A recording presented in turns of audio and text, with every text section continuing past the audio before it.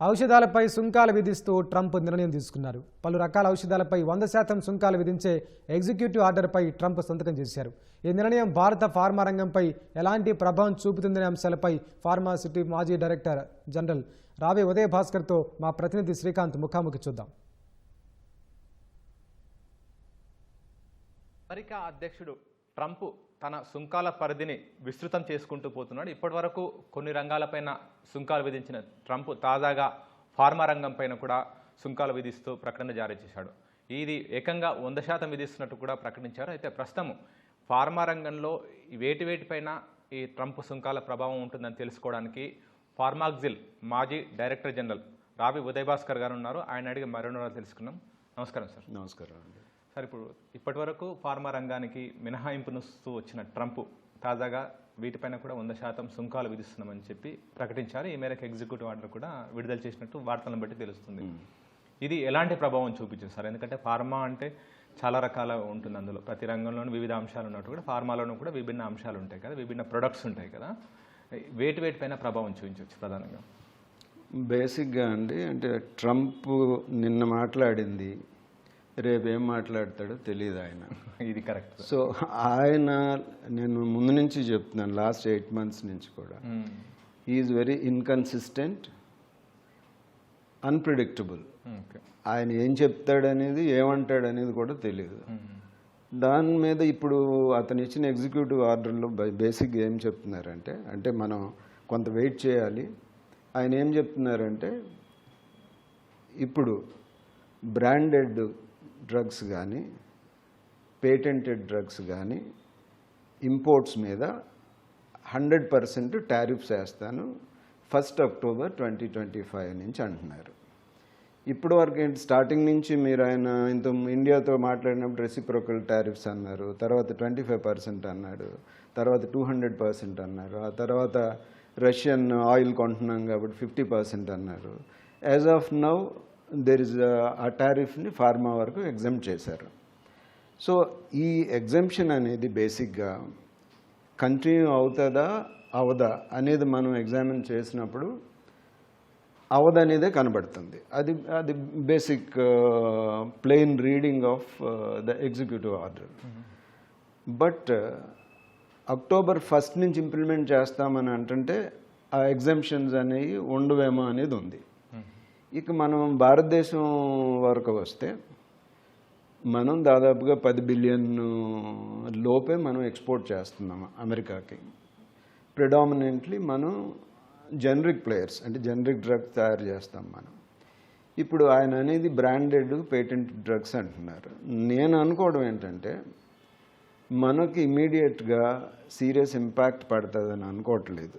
కానీ ఒకవేళ ఈ October 1st నుంచి ఫార్మా మీద ఉన్న ఎగ్జంప్షన్స్ కనుక తొలగిస్తే ఈవెన్ 50% గతంలో ఇప్పుడు ఇండియాలో ఇండియన్ ప్రోడక్ట్స్, డిఫరెంట్ ప్రోడక్ట్స్ మీద, డిఫరెంట్ కమోడిటీస్ మీద అతను వేస్తున్న ఇంపోర్ట్ డ్యూటీ 50% వేసినా కానీ భారతదేశానికి నష్టం జరుగుతుంది. బట్ ఇప్పుడు అతను ఇచ్చిన ఆర్డర్ని మీరు కనుక చదివితే నాకు పెద్ద ఎఫెక్ట్ ఉంటుందని నేను అనుకోవట్లేదు. ఓకే సార్, అయితే ఒక చిన్న తేడా చెప్పండి సార్. అంటే బ్రాండెడ్, పేటెంట్, జనరిక్, మనం ప్రధానంగా జనరిక్ మెడిసిన్ ప్రొడక్షన్ చేస్తాము, అమెరికాకి ఎగుమతి చేస్తాం అంటున్నారు కదా, వీటి మధ్య అసలు ఏంటి branded, patent, generic medicines? Patented medicine అంటే ఒక కంపెనీ దాన్ని డెవలప్ చేసి పేటెంట్ చేసి వాళ్ళు ఒక్కలే చేస్తారు, లేదంటే వాళ్ళు ఎక్స్క్లూజివ్ మార్కెటింగ్ చేస్తారు వాళ్ళు, లేకపోతే ఇంకొకరిని చేయమన్నారు. అది పేటెంటెడ్ మెడిసిన్. ఎవరు పెడితే వాళ్ళు తయారు చేసుకోవడానికి లేదు. 2 బ్రాండెడ్ జనరిక్స్. అంటే మన ఇండియన్ కంటెస్ట్లో మొత్తం మారిపోద్ది. ఎందుకంటే మనం జనరిక్ డ్రగ్స్ చేస్తున్నా కానీ జనరిక్ నేమ్ తోటి ఉండదు. మనం ఈవెన్ జనరిక్ డ్రగ్ కూడా ఒక బ్రాండ్ నేమ్ పెడతాం. ఇప్పుడు ఈ ఆర్డర్లో బ్రాండెడ్ డ్రగ్స్ అంటే క్లారిటీ నాకైతే కనబట్లేదు. ఒరిజినేటర్ జనరిక్స్ని బ్రాండెడ్ జనరిక్స్ అని కూడా అంటారు. ఇవి బ్రాండెడ్ జనరిక్స్ అనుకోవాలా లేకపోతే జనరిక్స్ అనుకోవాలా అనేది కొంత కన్ఫ్యూజన్ ఉంది. అందుకే ఏంటంటే అతను మాట్లాడే దానిలో మనం ఇండియా ప్రిడామినెంట్లీ అంటే మనం ఆల్మోస్ట్ 99% మనం ఎక్స్పోర్ట్ చేసి జనరిక్ డ్రగ్సే. డొనాల్డ్ ట్రంప్ ఫోకస్ నేను అనుకోవడం, ఎందుకనంటే మన ఇండియా నుంచి $10 బిలియన్ ఇంపోర్ట్ చేసుకుంటున్నారు. But America is a huge market. అమెరికాకి ప్రపంచం నుంచి వచ్చే డ్రగ్స్ బేసిక్గా యూరప్ కానీ లేకపోతే బ్రిటన్ కానీ సమ్ అదర్ డెవలప్డ్ కంట్రీస్ చాలా పేటెంటెడ్ మెడిసిన్సే ఎక్కువ వస్తున్నాయి. అవి చాలా కాస్ట్, దాదాపుగా 2000-3000% కూడా మన దాని మీద ఎక్కువ ఉంటుంది. సో అతను ఫోకస్ ఏంటంటే అమెరికన్ పీపుల్ ఎక్కువ ప్రైస్ పే చేస్తున్నారు, అది వాళ్ళ హెల్త్ కేర్ సిస్టమ్ మీద ఎఫెక్ట్ పడుతుంది అనేది అతని ఆలోచన. అందుకే ఏంటంటే ఆ డ్రగ్స్ కనుక అమెరికాలో ప్రొడ్యూస్ చేస్తే అసలు ఛార్జెస్ ఉండవు అంటున్నారు, ట్యాక్సెస్ ఉండవు అంటున్నారు. దానికి ఆల్రెడీ పెద్ద కంపెనీలు like Johnson and Johnson, Sanofi, ఇలా పెద్ద పెద్ద multinational companies already they promised and they started investing, they will manufacture there. అతని ఆలోచన ఏంటంటే నేను అనుకోవడం, ఇండియా టార్గెటెడ్ ఎగ్జిక్యూటివ్ ఆర్డర్ కాదు. ఇండియా ప్రపంచంలో ఉన్న global generic market more than 400 billion అయితే మనం వాళ్ళకి ఎక్స్పోర్ట్ చేసేది 10 బిలియన్. మన ఎంటైర్ మార్కెట్ వచ్చేసరికి మనది 55-56 బిలియన్. అంటే మన మీద ఫోకస్ అని నేను అనుకోవట్లేదు, బట్ ఇన్ దట్ ప్రాసెస్ అంటే ఈ ఎంటైర్ ప్రాసెస్లో how the Indian pharmaceutical industry ఏ రకంగా ఎఫెక్ట్ అవుతుంది అనేది మనం ఆలోచించాలి. సార్, ప్రధానంగా ఫార్మా రంగంలో ప్రపంచ స్థాయిలో మన మార్కెట్ ముందుంది. ఇండియా నుంచి కరోనా వ్యాక్సిన్ కూడా ప్రపంచవ్యాప్తంగా మనం సరఫరా చేసాం. అలా చాలా మెడిసిన్స్ మనం ప్రపంచ దేశాలకు అందిస్తున్నాం. ఇప్పుడు ఈ జనరిక్ మెడిసిన్ వల్ల ఇప్పటివరకు టారిఫ్స్ విధించకపోయినప్పటికీ మనకి ఇంకా దాన్ని అవకాశంగా తీసుకోవచ్చు. ఇంకా అంటే చాలా కంపెనీస్ జనరిక్ మెడిసిన్స్ని ఎక్స్పోర్ట్ చేస్తున్నాయి అమెరికా కానీ ఇతర కంట్రీస్ కానీ. ఇప్పుడు ఈ టారిఫ్స్ జనరిక్ మెడిసిన్స్ పైన లేకపోవడం మనకి ఇంకా అవకాశంగా ఉంటుంది. అది అంటే అవకాశం ఇన్ ద సెన్స్ ఆల్రెడీ ఇంత ముందు నుంచి కూడా మనకి జీరో టారిఫ్ అయినప్పుడు మనం అమెరికాకి ఆల్మోస్ట్ 30% మన టోటల్ ఎక్స్పోర్ట్స్లో, అంటే దాదాపుగా 30 మిలియన్ ఎక్స్పోర్ట్స్లో 1/3 మన అమెరికాకే ఎక్స్పోర్ట్ చేస్తున్నాం. సో ఫర్దర్గా మనకి పెరిగే అవకాశాలు ఉన్నాయనంటే డిపెండింగ్ ఆన్ హిజ్ పాలసీస్. అంటే అతను పాత పాలసీనే కనుక కంటిన్యూ చేస్తాడని అనుకుంటే అది ఇండియాకి లాభదాయకంగా ఉంటుంది. ఎందుకంటే ఈ బ్రాండెడ్ జనరిక్స్ నుంచి జనరిక్స్కి షిఫ్ట్ అయ్యే అవకాశం ఉంటుంది. కానీ అతను ఈ ఇన్కన్సిస్టెంట్ అండ్ హేతుబద్ధం కాని రకంగా, అలాగే శాస్త్రీయంగా లేనటువంటి నిర్ణయాల వల్ల ఎలా ఉంటుంది అనేది మనం చెప్పలేం. మోరెవర్ అతను అమెరికన్ ప్రెసిడెంట్ మొన్న H-1B వీసాస్ మీద ఒక ఎగ్జిక్యూటివ్ ఆర్డర్ ఇచ్చారు. ఏమన్నాడు, ప్రతి సంవత్సరం $100,000 అన్నాడు. $100,000 అంటే ఇప్పుడు ఇండియన్ దాని ప్రకారం దాదాపుగా 89 లక్షలు. మళ్ళీ వైట్ హౌస్ మరుసటి రోజు క్లారిఫికేషన్ ఇచ్చింది. మళ్ళీ ఇండియన్ పీపుల్ H-1B వీసా ఉన్న వాళ్ళందరూ పరిగెట్టుకుని టికెట్లు బుక్ చేసుకుని కంపెనీస్ కూడా వాళ్ళకి డైరెక్షన్ ఇచ్చినాయి, మీరు ఇమీడియట్గా యుఎస్కి వెళ్ళిపోండి బిఫోర్ ఇట్ ఆపరేషన్ అనేది.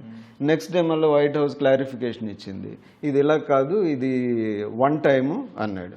మళ్ళీ ఇంకో క్లారిఫికేషన్ ఏమి ఇచ్చారు, ఆల్రెడీ సబ్మిట్ చేసిన వాళ్ళు ఆల్రెడీ ఇక్కడ ఉన్న వాళ్ళకి అప్లికేబుల్ కాదు.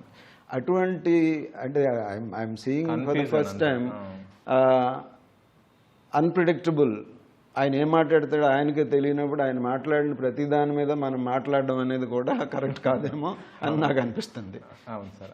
అయితే ఇప్పుడు ఇండియన్ ప్రతి రంగంలోనూ అమెరికా డామినేట్ చేయాలని చూస్తుంది, ఆ మేరకు టారిఫ్స్ విధిస్తుంది. అటు చైనా పైన కానీ ఇటు భారత్ పైన అయితే ఇంకా 25%, అదనంగా రష్యా నుంచి అని 50%. ఫార్మా రంగాన్ని ఎందుకు టచ్ చేయట్లేదు సార్? ఎందుకంటే భారత్ని అన్ని రకాలుగా ఇబ్బంది పెట్టాలి, ఈవెన్ H-1Bకి సంబంధించి కూడా భారత్నే ఇబ్బంది పెట్టాలని కొంచెం ఆలోచనతోనే ఈ విధమైన H-1B ఫీజు అని చెప్పి అట్లా పెంచారు. ఈవెన్ ఫార్మా రంగాన్ని మాత్రం ఇప్పటివరకు టచ్ చేయలేదు. ఎందుకు ఆయన దాన్ని దృష్టిలో? ఫార్మా రంగాన్ని బేసిక్గా టచ్ చేయకపోవడానికి కారణం ఏంటంటే మన వల్ల వాళ్ళ హెల్త్ కేర్ ఎక్స్పెన్సెస్ బాగా తగ్గుతున్నాయి. కొన్ని ట్రిలియన్స్ ఆఫ్ US$ వాళ్ళ హెల్త్ కేర్ సిస్టంలో వాళ్ళు సేవ్ చేసుకోగలుగుతున్నారు. సో అక్కడ అమ్మే జనరిక్స్లో కూడా మనమే బిగ్గెస్ట్ ప్లేయర్. సో వాళ్ళ ప్రజలకు ఉపయోగపడుతుంది, వాళ్ళ ప్రజలు తక్కువ రేటుకి మన దగ్గర కొనుక్కుంటున్నారు. ఆ ఉద్దేశంతో అతను టచ్ చేయలేదు. కాకపోతే ఈ టారిఫ్స్ అనేవి ఏంటంటే మనం వాళ్ళకి 10% ఛార్జ్ చేస్తున్నాం కాబట్టి అతను రెసిప్రోకల్ అని మొదలుపెట్టాడు. మేము కూడా 10% వేస్తాం అనేది.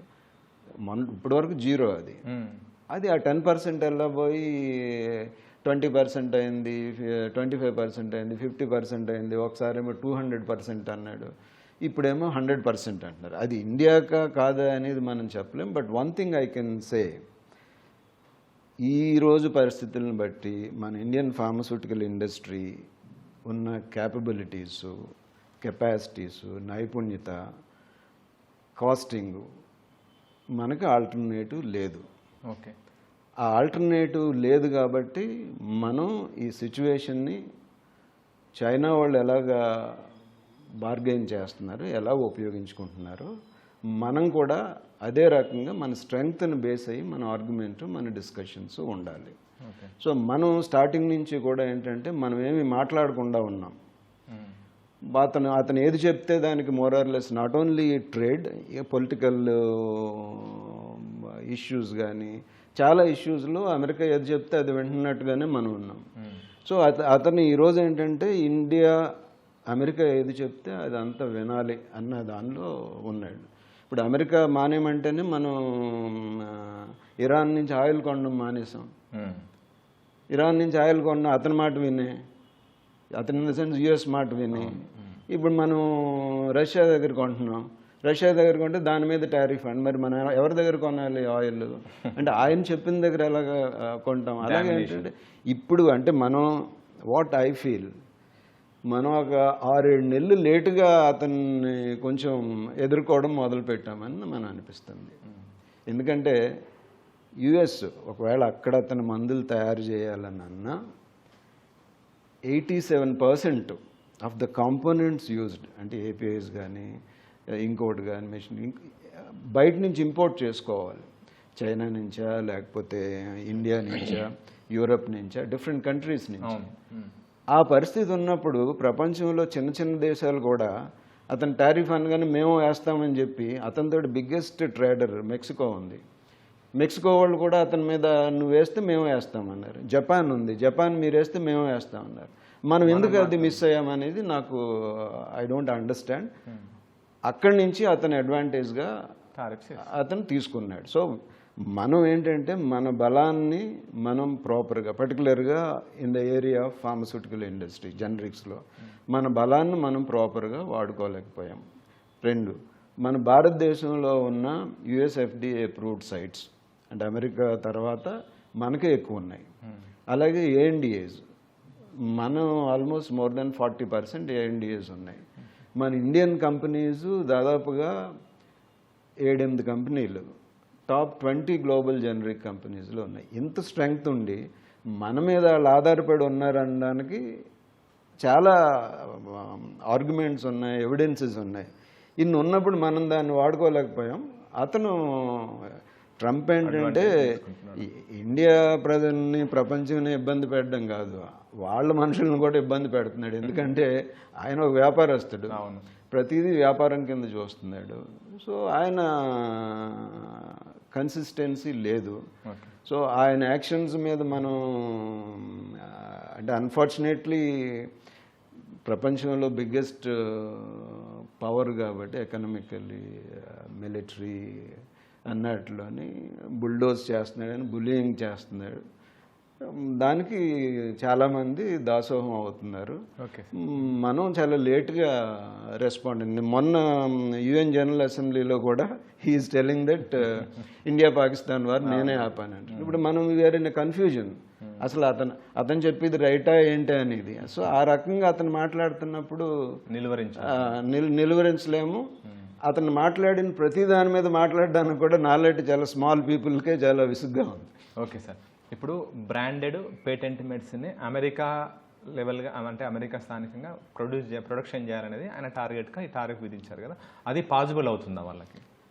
అంటే పాసిబుల్ అవుతుందా అంటే ఇప్పుడు బిగ్ ఎకనామిక్ పవర్ చాలా యుఎస్ అనేది చాలా పెద్ద మార్కెట్, అంటే ఎక్కువ ఖర్చు పెట్టి డబ్బులు ఇది చేసే మార్కెట్. సో యుఎస్ మార్కెట్ని ఎవరు అంత ఈజీగా వదులుకోలేరు. మోర్ ఎవర్ యుఎస్లో డ్రగ్ ప్రైసెస్ కూడా ఎక్కువే ఉన్నాయి, అంటే జర్మనీ ఇటువంటి కంట్రీస్తో ఇది that more of a privatisation. So ఈ కండిషన్లో ఏంటంటే టైం పట్టొచ్చు, కానీ ఈ రకమైన ప్రెషర్ ఉంటే nobody effort to lose American market. అంటే చైనాలో ప్రజలు ఎలా ఎక్కువ మంది ఉన్నారో ఇండియాలో ప్రజలు ఎక్కువ మంది ఉన్నారు. ఇండియన్ కన్జ్యూమర్ ఇండియన్ మార్కెట్ని, చైనా మార్కెట్ని ఎలా ఇగ్నోర్ చేయలేరు ప్రపంచం, అలాగే అమెరికన్ ఎకనామిక్ పవర్ని ఎవరు ఇగ్నోర్ చేయలేరు. So he's exploiting that situation.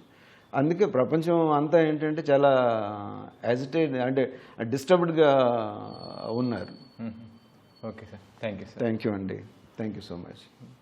ప్రస్తుతం టారిఫ్స్ విషయంలో, ఫార్మా రంగంలో టారిఫ్స్ విషయంలో బ్రాండెడ్ పేటెంట్ అని ఆ ఎగ్జిక్యూటివ్ ఆర్డర్లో ఉంది. దానిపైన క్లారిటీ రావడానికి కొంచెం సమయం పట్టొచ్చు అని చెప్పి కూడా రావి ఉదయభాస్కర్ గారు చెప్తున్నారు. ఎందుకంటే H1B విషయంలో గందరగోళానికి దారితీసి తర్వాత విరమించుకున్నట్లే ఇందులోనూ టారిఫ్స్ విషయంలోనూ కూడా జెనరిక్ అనే పదం పాడలేదు, కానీ బ్రాండెడ్ జెనరిక్ అనేది కొంచెం కన్ఫ్యూజన్ ఉంది. దానిపైన క్లారిటీ వచ్చాక భారత ఫార్మా రంగానికైతే ఎలాంటి నష్టం వాడలేదు. ఎందుకంటే జెనరిక్ మెడిసిన్స్ అత్యధికంగా అమెరికాకు మనం ఎగుమతి చేస్తున్నాం కాబట్టి వాళ్ళు నష్టపోయే విధంగా ఈ నిర్ణయం ఉండకపోవచ్చు అని కూడా రావి ఉదయభాస్కర్ అభిప్రాయపడుతున్నారు. ప్రస్తుతం అయితే భారత ఫార్మా రంగానికి వచ్చే ఇబ్బందులు తక్కువనే ఆయన అభిప్రాయపడుతున్నారు. కెమెరా పర్సన్ చిరంజీవితో శ్రీకాంత్, ఈటీవీ న్యూస్, హైదరాబాద్.